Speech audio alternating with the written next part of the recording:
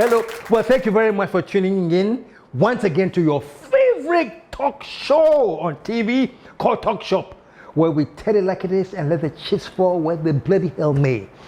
On this program, we always say this: truth crashed to earth shall rise again. No matter how you suppress the truth, it will rise again. And as we always ask on this program, what time is it?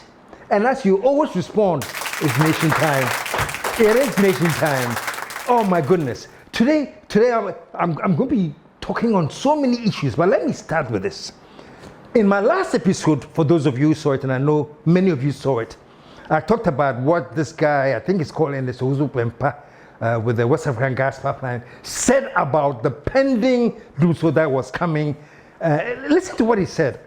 There will be doomsday coming soon. There will be doomsday coming soon. So I know. I mean, the energy sector, I know there will be doomsday coming soon. We expect it. Doomsday will be coming soon.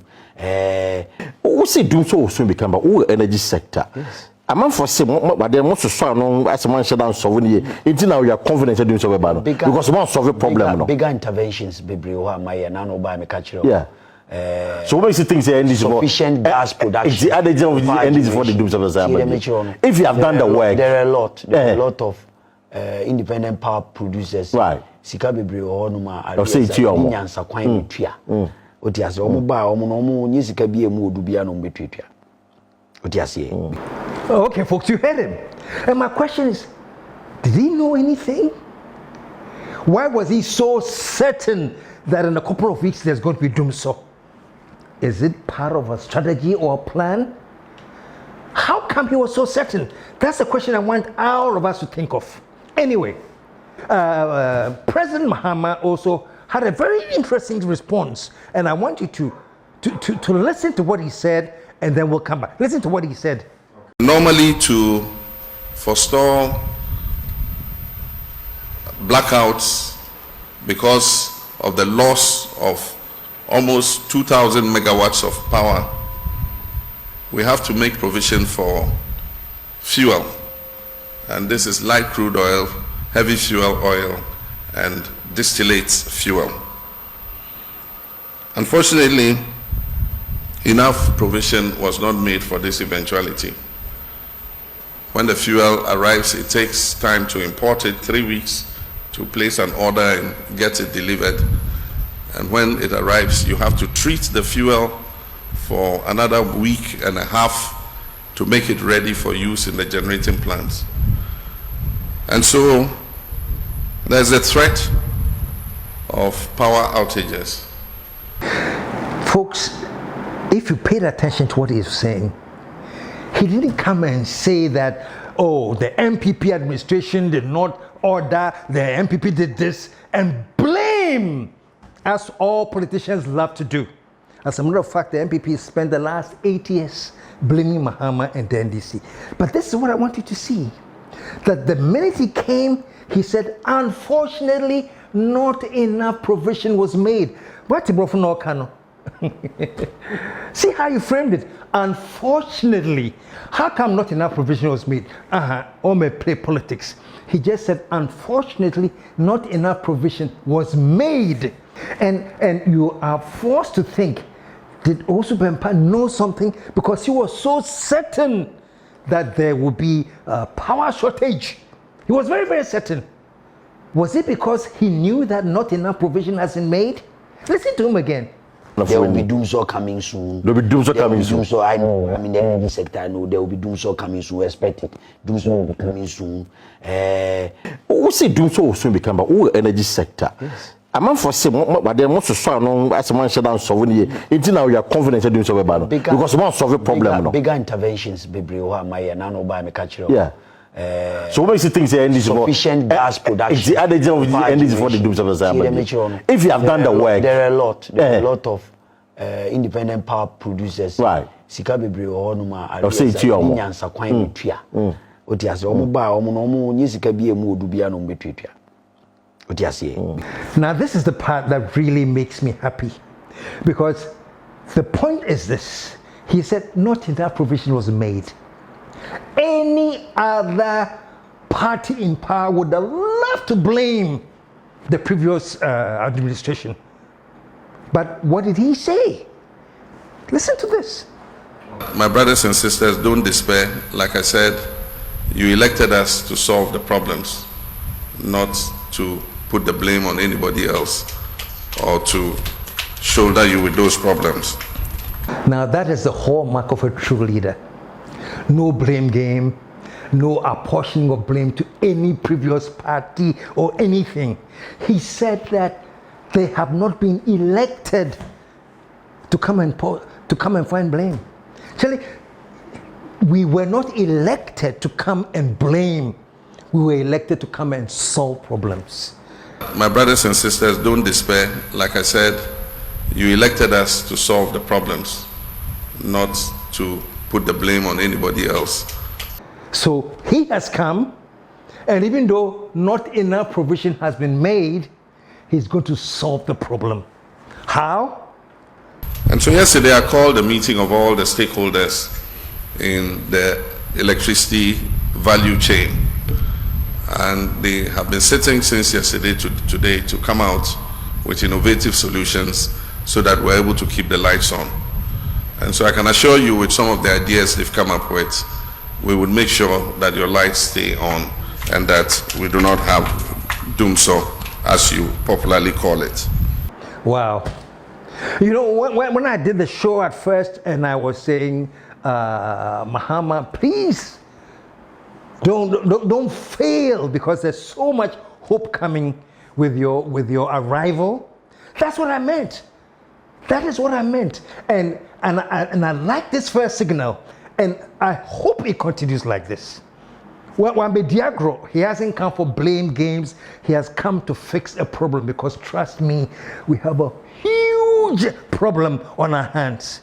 And as time goes on, we will see what we are confronted with. But I just want to commend him that he had every opportunity to have now talked about how the MPP was in power and the power minister and the energy minister did not order the fuel, and they should have known that there was going to be a shortage. They should have known. Unless they are completely daft, they should have known. But their hope was that let Mahama take over and then be met by a crisis. And trust me, folks, people don't think who. Because any reasonable person will know that if Mahama is sworn in today and tomorrow there's a crisis, obviously it's not coming from him. So they would have known that the previous government had planned this. It is common sense. But in their myopa and narrow-mindedness, they didn't think about that. But anyway, let us leave that and move on, because I have so many things to talk about today. And one of the things I love is that Ghana should go through a resetting. Ghana should go through a resetting. And there's a whole program to reset Ghana. And I told you that once he's sworn in, my focus is going to go on aspects of resetting. So let me start with an aspect of resetting that I think not only Ghana, but all of Africa needs. But I'm going to concentrate on Ghana because Ghana neefi. Folks, I am talking about this deadly impact that religion is having on us. Here in Ghana, all of Africa, it's a deadly impact. You know, some time ago, I described some form of religion as weapons of mass destruction. And I said it is a weapon of mass destruction because most of these fake pastors have huge congregations, thousands, and they have the ability to influence them and deaden their brains. So I'm very, very sorry. We have all these huge congregations, all of Africa, Ghana, Nigeria, wherever. And sadly, folks, most of the congregation, their brain has been deadened. They are like almost brain dead. You know what I mean by brain dead? They are not allowed to think. Imagine this, folks, that people are in church And this is one thing I want to say before my argument. It doesn't matter their educational level. They could be a PhD. They could be professors. They could be some of the most intelligent people that you know of. However, when the same people enter church, it's like, do you know sometimes when you're going to some places, you say, don't enter with your shoes. Leave your shoes outside, or something should be left before you enter. It's like when people are entering a church, they leave their brains behind. Because in church, you are not supposed to think. When you get there, the pastor will tell you what to think. So we will ask on them, please, why are you coming with your brain? Leave it behind. So you can get somebody who is a doctor or a PhD, so and so and so and so, who leaves their brain behind when they are going to church. And you can get somebody who is, he scrubs the floor, or a gata man, some narrow, baller man. He too, when going to church, they also leave their brain behind. So it doesn't matter your status. Once you're going to church, most people will leave their brain behind and stop thinking. Why am I saying this, folks? Let me pick on something about religion. Folks, did you hear this quotation from Proverbs? And it says, as a man thinketh in his heart, so is he. The problem I've always had with biblical quotations is that they are so misquoted and misapplied that the people who are hearing them start to think like they are crazy. As a man thinketh in his heart, so is he. And this is one of the universal laws. You can find it in Quran, Baha'i, Hindu, everything. As a man thinketh in his heart, so is he. Simply meaning that your state of mind determines your personality. Folks, let me tell you, how high you go is your state of mind. How narrow you go is your state of mind. So your state of mind can either uplift you or limit you. And we have allowed religion, in many, many cases, to limit us.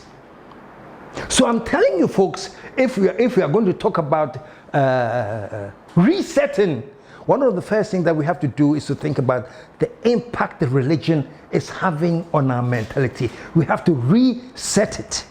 Look at this, folks. People have been convinced through religion to believe that there's something called the enemy. You all know what I'm talking about. The wicked one. And somehow this enemy, this wicked one, is outside of us. So people will tell their congregation, on this Sunday, dear, when we come, we are coming to cane the enemy, which means we are going to cane Satan. So people actually go to church with sticks and canes to go and cane the enemy. Let me show you a shot of this. I'm not joking. Look at this. Well, look. And painful, say big people, grown people like this. Look at them. Look at them. Angrily caning the devil. My goodness. That's what I'm talking about. You can tell that all of them have left their brains behind. They are caning the enemy. These are Christians. Caning the enemy. Folks, and it's not just caning. There are some that actually go with cutlasses. We are going to kill the devil. They go with look at this. Cutlasses. What are they doing? They are killing the enemy. Look at them. And the funny thing is, some don't go with cutlasses, so they on their physical, they are going to box the devil. Watch them as they box the devil. Look at that, folks. Look at that. Look at that. And it's not just with Christianity. When Muslims go on their Hajj, it's not just Christians, folks. When Muslims go on their Hajj to Saudi Arabia and they go to Mecca and they have a special day dedicated to stoning the devil. In Tidano, everybody has a stone. What are they going to do? They are going to stone the devil. Look at them. Look at that. Hey, look at how serious this man is. Oh, they are World Cup. He's stoning the devil. Eh?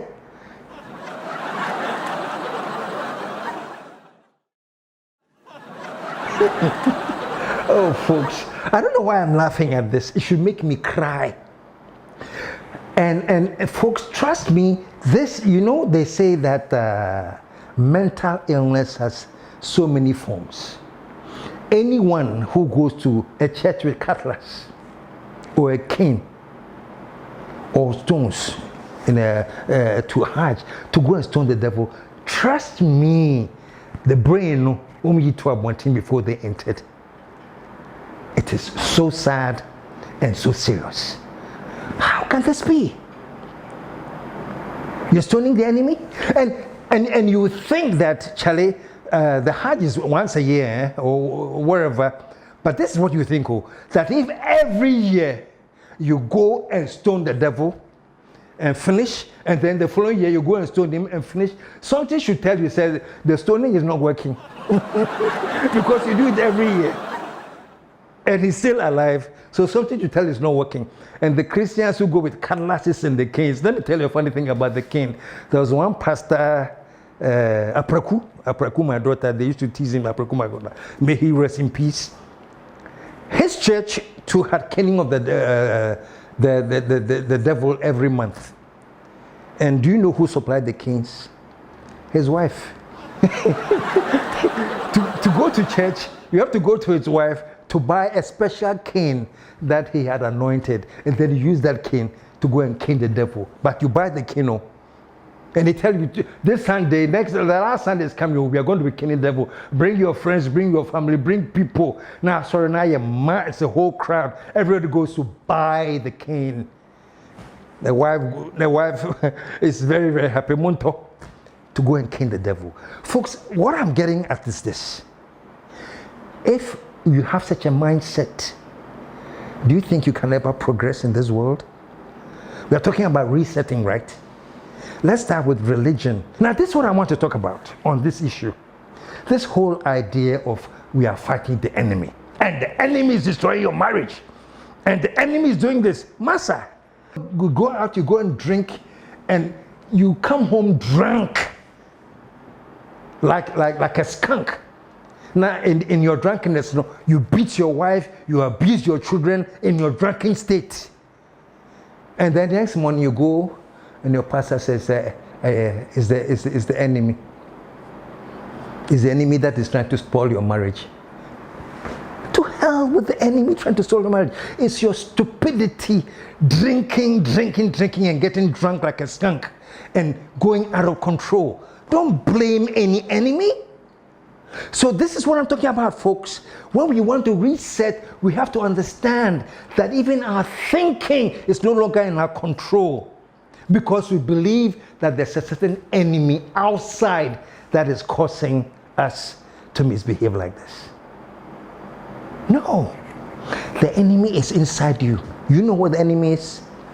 Your attitude, your thinking, your behavior. That is what is inside you. That is what you're dealing with, and that is what your enemy is. The same attitude that you have to can be positive, can be uplifting. As a man thinketh in his heart, so is he. Which means that your belief system, what you believe in, can raise you to the highest level possible, or it can limit you to the lowest level possible, or it can crush you. As a man thinketh in his heart, so is he. There are equivalents of that in every religion. I kid you not. Baha'i, Quran, all you know have that equivalent.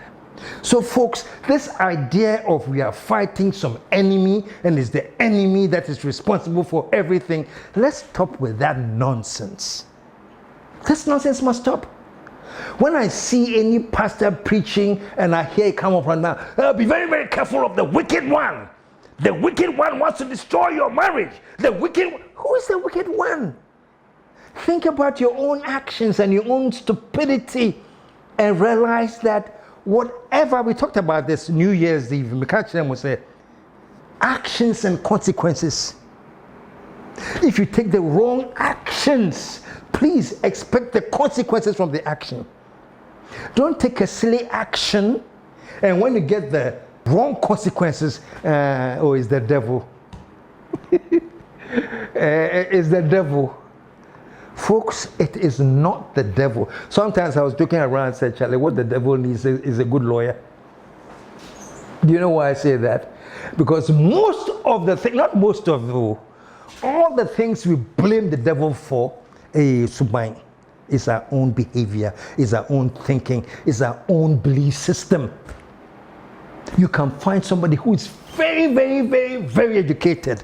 Why you say they are even afraid to drive to their village in their new car. Why? The witches will target them. So they'll drive somewhere and leave their car behind and take public transport to go to their village. Do you see what I'm talking about? That unless we start with resetting our mindsets, we are doomed. And that is what is dooming Africa. Our mindset is number one. We have the wrong mindset, folks. We don't think intelligently because we have sacrificed our mindset to some pastor telling us that I've been looking at you. You have to be very, very careful of your mother. I know somebody I went to school with way back in the US who at one point was not talking to the mother because of what the pastor had told her. And she would open her mouth to tell her, what pains her mother went through to bring her up. She sold her clothes. She sold stuff to make sure she could take care of her. And now that you're finished, you're going to tell me, say, Charlie, your pastor says you should be very, very careful with your mother. What kind of stupidity is that? There's a cartoon of somebody going into church, and the cartoon, they have split the person's head open and they are taking the brains out. And the guy who is taking the brains out said, I'm sorry, you won't need this in church. It pisses many Christians off. Say, some think, I'm not saying this is a wholesale condemnation of Christianity, but I'm saying to the large extent, many have been deceived. Can you imagine that people, a pastor can order people to go outside and eat grass? Say, you are all my sheep. That's the quotation from the Bible. You're all my sheep. And sheep eat grass, so all the church should go out, and you have men and women, supposedly intelligent thinking women, who are out there and only grass. Because they are sheep. Eat quickly. Today, no time. You eat quickly.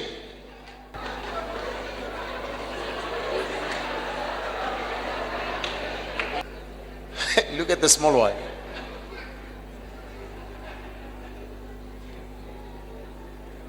Hey, this man. Sunday school. Look at the mama. Folks, so all I'm trying to get to is this. We are very, very happy. Oh, you're changing. Now things are going to change.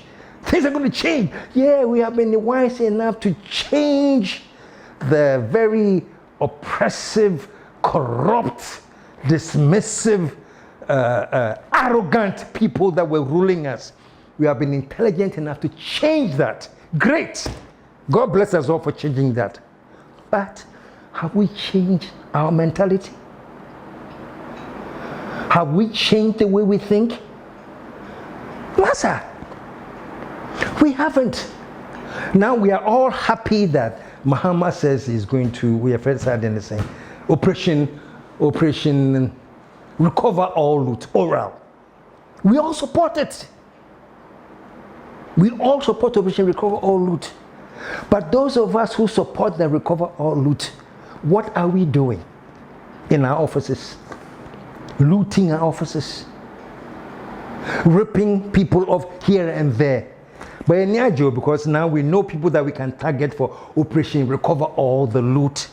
But if we are very honest with ourselves, Sometimes even at work, our bookkeeping, our accounting, things that we do is looting the place that we are working for. Those of you who work in hotels. Oh man, and I know what I'm talking about. Looting the food, looting the supplies, looting this, looting that. But the saying, yeah, support Mahama because or your operation recover or loot. And I support it too. But I'm saying that unless we change, unless we stop the little behaviors in us, we won't go anywhere. That's why I say, that's why we are also relaxed that we also want to believe that there's some devil out there. A Satan there. Most of the devil and the Satan is just a symbolic representation. Do you know what Satan represents? Satan represents evil, cheating, greed, corruption, everything negative is a symbolic representation. Satan is a symbolic representation of everything negative. So all I'm saying is that if these negative things are inherent in you, then the Satan is in you. And unless you decide that you're going to abolish those negative things that are inside you, then please stop saying, say, you're supposed to aura. What's aura? Folks, Mahama, Juma. Because, Charlie, let me tell you something. If you go to China, and I know most Ghanaian businesses, they go to China because they go and buy iPhones and all the equipments from China, normally. Let me tell you something. When you go to China to buy an iPhone, they will tell you, hey, this one iPhone, by imitation, it's cheap. This one is cheap. But look at this, same, but this is the good one. He will tell you. And if you buy it in China, he tells you it's cheap. So you can buy it for $100. They show you the real one, says same. This one, $3,000, but same. Look, same. What will Ghanaian businessman do? You go and buy the $100 one and bring it to Ghana and sell it at $2,000. That's what we do to ourselves. And we don't know that we are looting each other. We don't know that what we are doing is like looting each other. $100, you are selling it for $2,000. You're looting each other. But we don't think like that. Look at all these Chinese who have come to Ghana doing galamsey, destroying our water bodies. They have gold in South Africa more than in Ghana. They have gold in many other African countries more than Ghana. Have you heard of a Chinese galamsey company in South Africa before? No way. Why in Ghana? Because our Ghanaian politicians and our Ghanaian businessmen are in cahoots with these corrupt Chinese people, and they'll bring them into the country to do galamsey. All these big excavators that are being used in our river bodies to pollute all our waters and kill us, they are being done by Chinese people in collaboration with Ghanaians. We have destroyed our water bodies to the extent that even our water company is saying in the next few years we have to import water. And where are we going to import the water from? You'll be surprised that some Chinese company too will come around and say we have the best water for you, and then we'll take our hand-earned money to go and buy water from the Chinese while we destroy ours. And we don't think that we are the devils. We do this thinking I can go to church and go and cane the devil. Who can the devil do? We are now quite China. Now quite cheap iPhone now they're about Ghana, and a cheap suit now they're about Ghana. Then they come and sell it at the exorbitant prices after caning the devil. Do you see how much of a joke that is? It's a farce. It is a complete farce. And every corner of Ghana is a church. Now I think the hip thing is, if you have any building, the top floor, no, it's a church. Every corner. It's a church. And I don't care that they are churches, so if they are preaching and teaching you the truth, why is the church not preaching and telling you directly that the Satan that you are brought again to fight? No, the Satan is your attitude. The Satan, the evil that you are fighting is your attitude. All the corruption in Ghana that we have formed the aura to go and get, I can't even name it. PDS scandal. Was that the devil? And these were Ghanaian people, ministers and things. The PDS scandal. Was that the devil? Pualugu Dam, $12 million.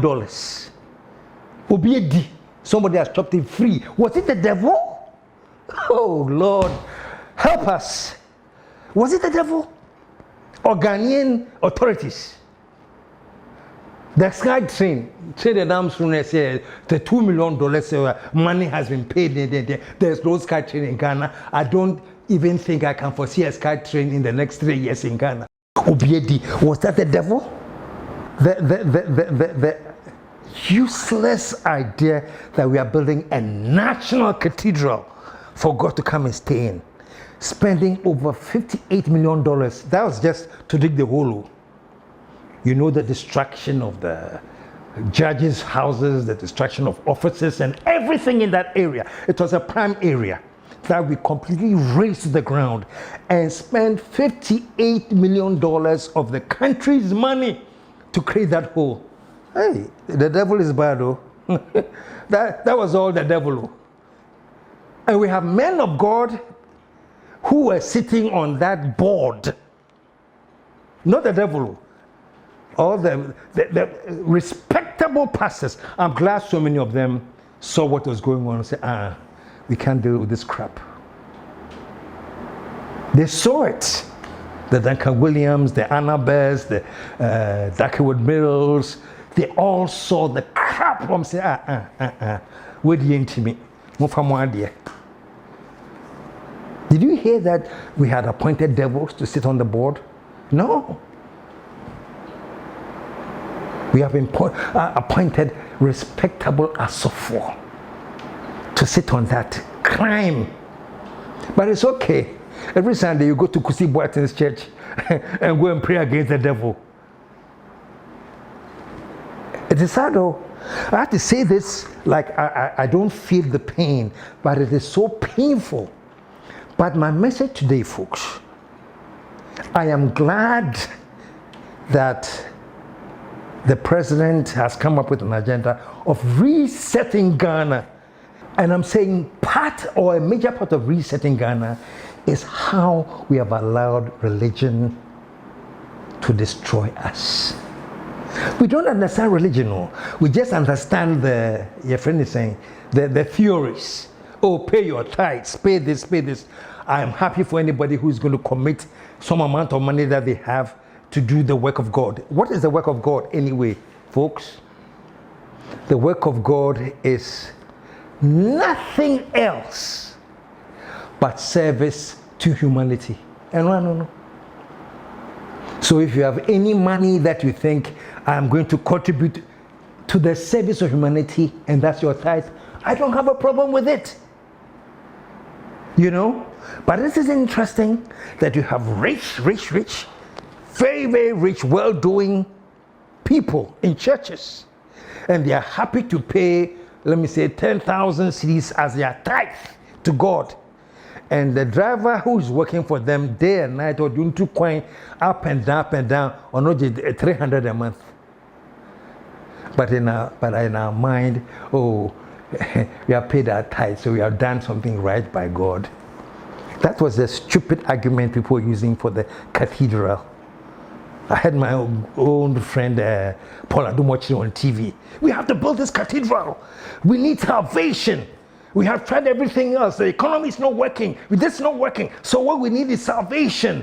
And the cathedral is the one that's going to bring the salvation. You give to God prime. You don't give to God far away. That's the first lesson. And we have to understand, as a country, we are a people with a culture. Nat Bruce said, we are coming from somewhere.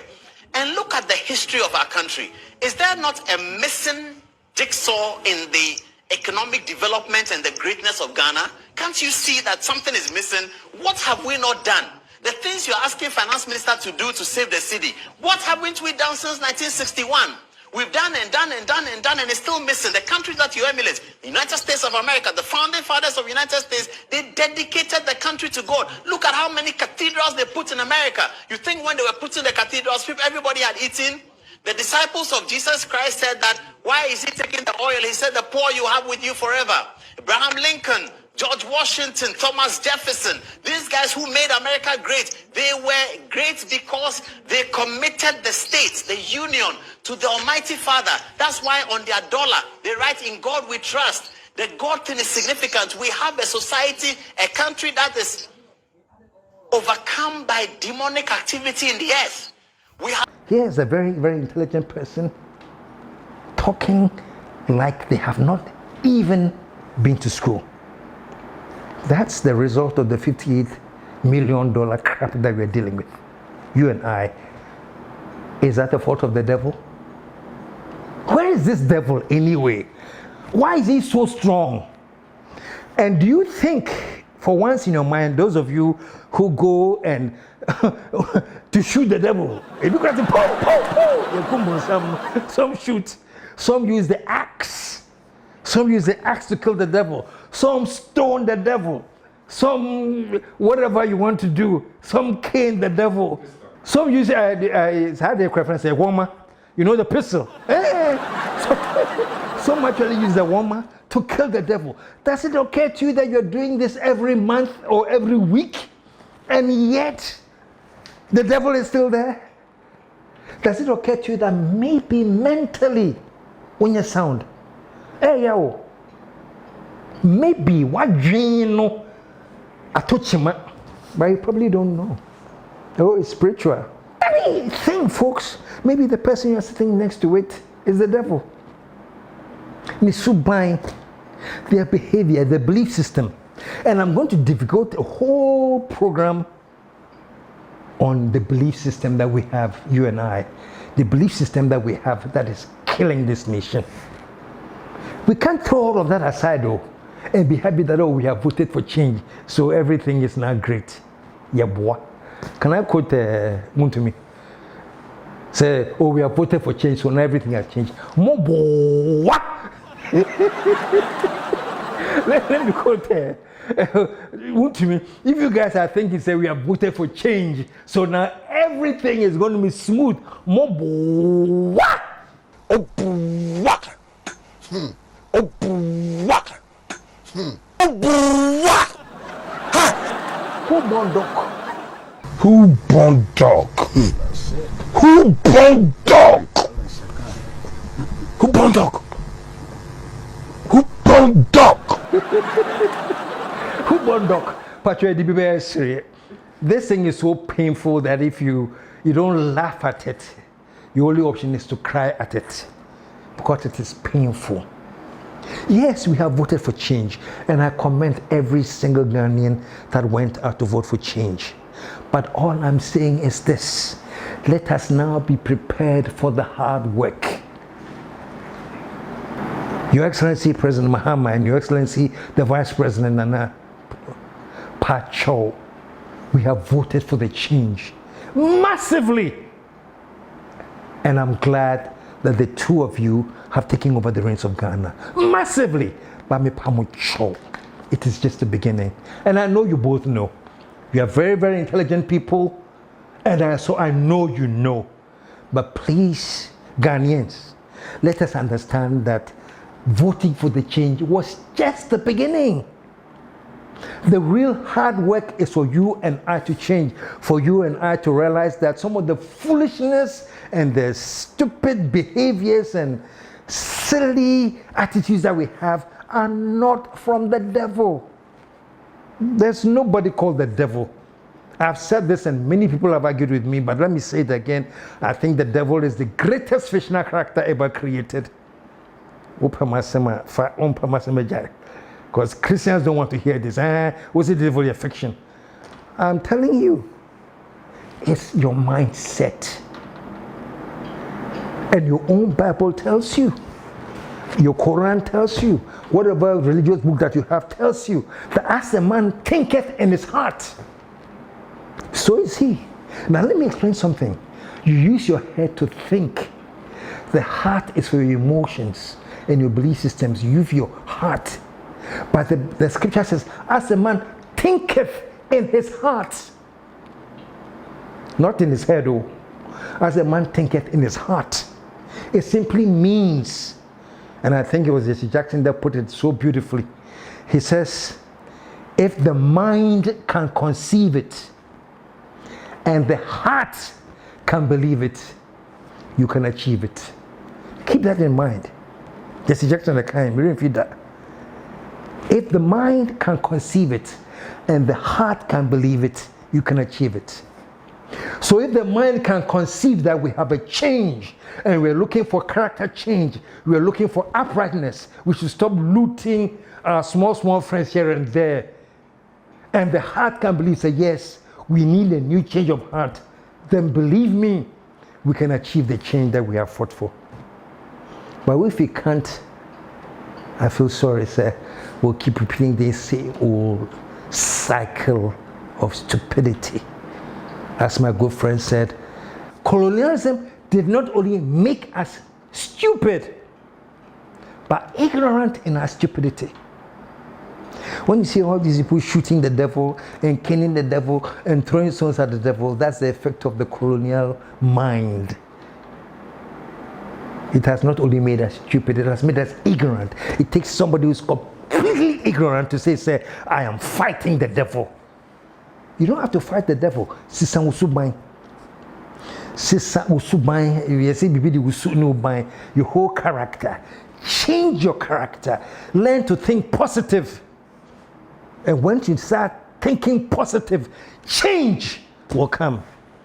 Mahama, thank you for showing. I deliberately used that beginning to show the leadership that even in the midst of such negativity, even when the president has inherited disaster, or say, I don't blame anybody. You didn't vote for me to come and blame anybody. You vote for me to find solutions. So as much as some people have planned that in the first few weeks of my reign, there's going to be doomsday, there's going to be that, there's going to be this, please, I have engaged a team of people and we are working on it and we'll have it fixed. Normally, to forestall blackouts because of the loss of almost 2,000 megawatts of power, we have to make provision for fuel. And this is light crude oil, heavy fuel oil, and distillate fuel. Unfortunately, enough provision was not made for this eventuality. When the fuel arrives, it takes time to import it, 3 weeks to place an order and get it delivered. And when it arrives, you have to treat the fuel for another week and a half to make it ready for use in the generating plants. And so there's a threat of power outages. But my brothers and sisters, don't despair. Like I said, you elected us to solve the problems, not to put the blame on anybody else or to shoulder you with those problems. And so yesterday I called a meeting of all the stakeholders in the electricity value chain. And they have been sitting since yesterday to today to come out with innovative solutions so that we're able to keep the lights on. And so I can assure you, with some of the ideas they've come up with, we would make sure that your lights stay on and that we do not have doomsday, as you popularly call it. The same to all of you. Let us have that mindset that our negative attitudes, we are going to fix them. And for the last time, when you go to church and your pastor is talking about, don't let the devil break your marriage. As the pastor said, when I was drinking and came home to beat my wife, where was the devil? Or when I came home and went to beat my husband, where's the devil? It is our own character. Folks, I'm going to end it here for today. But the show will continue next time, and we're going to look at resetting Ghana. A very, very quick reminder before we go. Please, the famous Sunday buffet at Cactus Creek is on again this Sunday, 1 to 6. Loka Muluka, great food, live band. See you on Sunday.